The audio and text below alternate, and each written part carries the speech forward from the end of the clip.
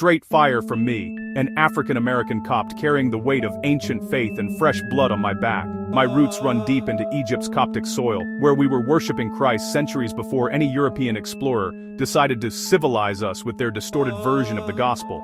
But here come the imperialists, crashing the party and claiming to restore Christianity to the so-called primitive East. You hooked up with your Muslim slaver cronies. White colonizers and Islamic traders were eternal best friends, trafficking black bodies like mine across deserts and oceans. That unholy alliance gets airbrushed out of your history books, but I see it clearly.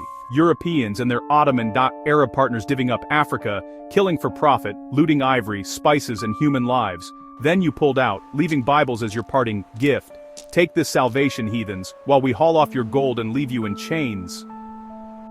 But, fast forward 200 years, and the same death-dealing crew switches gods. That Jesus we rammed down your throats? Bogus. Now bow to our new idols: science, secularism. If you're an American like Charlie-kirk, perhaps with some European blood but loyal to the timeless Christ, not their blonde-haired Berlin-born knockoff, you're branded an infidel. That toxic sludge lies at the heart of this Dutch EO farce called Dit is de Kwestie, where they swan in with puffed-up European piety to explore whether Charlie-kirk was a fascist thug, aka Hitler, or a saintly martyr. How do you even float that question without first locking in clear definitions?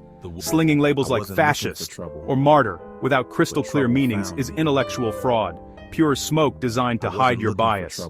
Fascism is a venomous political beast that exalts race or state above the individual soul, enforced by a tyrant's heel, with violence silencing dissent. Kirk, a laughable mismatch. He championed God-given equality, slimmed-down government, unleashed individual liberty, and genuine human connection across ideological divides. His own words: when we stop talking, violence becomes easy. Reconnect human to human, even with enemies. Martyr? Straightforward definition: a faith warrior cut down for faithfully echoing Jesus. Kirk dove in headfirst, spreading the gospel, defending God's created order on nightmare issues like the genocide in the womb and the mutilation of children. For that, he was gunned down at 31 on September 10, 2025, mid-event in Utah by a 22-year-old sniper, Tyler James Robinson. But they dodge even deeper, fixating on surface-level nonsense like delivery and emotions while ghosting the core message. They moan, his tone alienates, it feels hateful. Wah wah. Kirk got fired up for justice, but compassion was always his baseline. Imagine a doctor shouting, "Cancer's fatal, act now!" and the patient whining, "Too harsh, it hurts my feelings." Grow up. Certain atrocities like your European slave empires, gas chamber horrors, child torture, or Kirk's satanic assassination demand unflinching, absolute labels. Then they peddle the "your truth, my truth" scam, treating objective facts like personal flavor choices. Bull, that's my third takedown. Truth is ironclad, winner take all. Jesus cut sharp. I am the way, the truth, and the life, no detours. Or, pick a side, mine, or against me.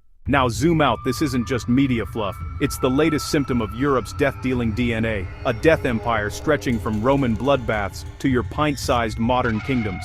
Roman roots, gladiators gutting each other for sport, legions conquering until the empire imploded in its own gore. Fast forward, your Enlightenment geniuses birthed revolutions that guillotined thousands, then Napoleon's ego wars drowned Europe in blood. World War I, that senseless meat grinder sparked by your tangled alliances, and colonial greed, chewing up 40 million souls in trenches of mud and gas. Then World War II, your sequel from hell, Hitler's fascist fever dream, Stalin's purges, Mussolini's strut, you birthed the Axis and Allies showdown. That nuked cities, gassed innocents, and piled up 85 million corpses, from Auschwitz ovens to Hiroshima ashes. And don't sleep on that Satanist Karl Marx.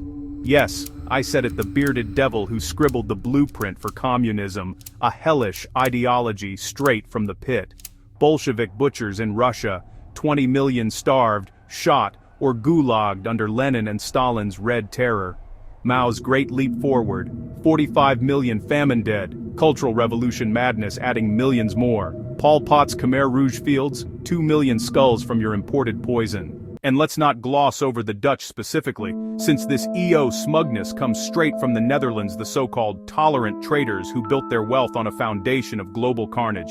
Your Dutch East India Company, the world's first multinational corporation, wasn't just about spice routes. It was a machine of exploitation and extermination. Take the 1621 genocide on the Banda Islands.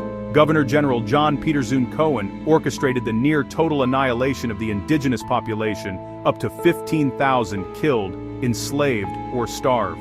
Or the 1740 Batavia massacre in what's now Jakarta. Dutch forces slaughtered up to 10,000 ethnic Chinese in a pogrom fueled by paranoia and greed, their bodies dumped in rivers that ran red.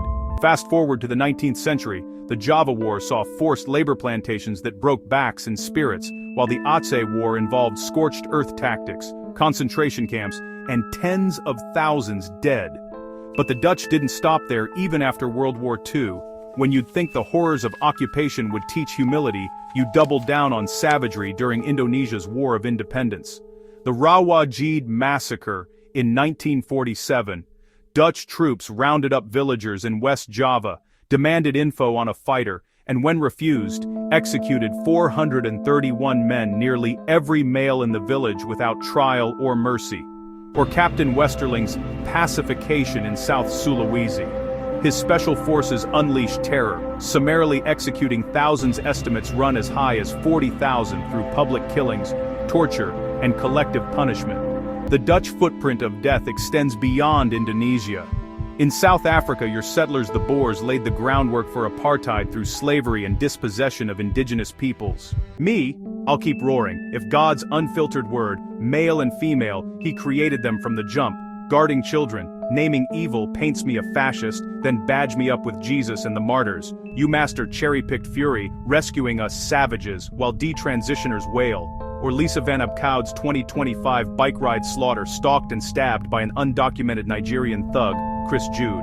Or your 2011 Libya airstrike orgy, blasting it into a failed state nightmare, birthing slave auctions and migrant floods. You still fumble. Your ledger, worlds enslaved, colonies carved in carnage, Belgians lopping Congolese limbs for rubber quotas, French and British famines starving millions, artificial borders igniting Nigerian Boko Haram blazes. Wars, holocausts, communist carnages, billions scarred, yet you crown yourselves the world's ethic gurus. From a Copt whose creed survived your invasions, whose clan bled in your wake. Hard pass. I'd listen to a Libyan bomb survivor or a Nigerian faith fighter. They've tasted your racist, Christ-crushing inheritance. But you smug heirs, zip it. Perch on your death empire throne, built on global pyres. We'll intercede for the wrecked Lisa, the mangled youth, Africa's betrayed, and thunder the immortal truth that outburns your flames. Bless those charred, two-faced souls.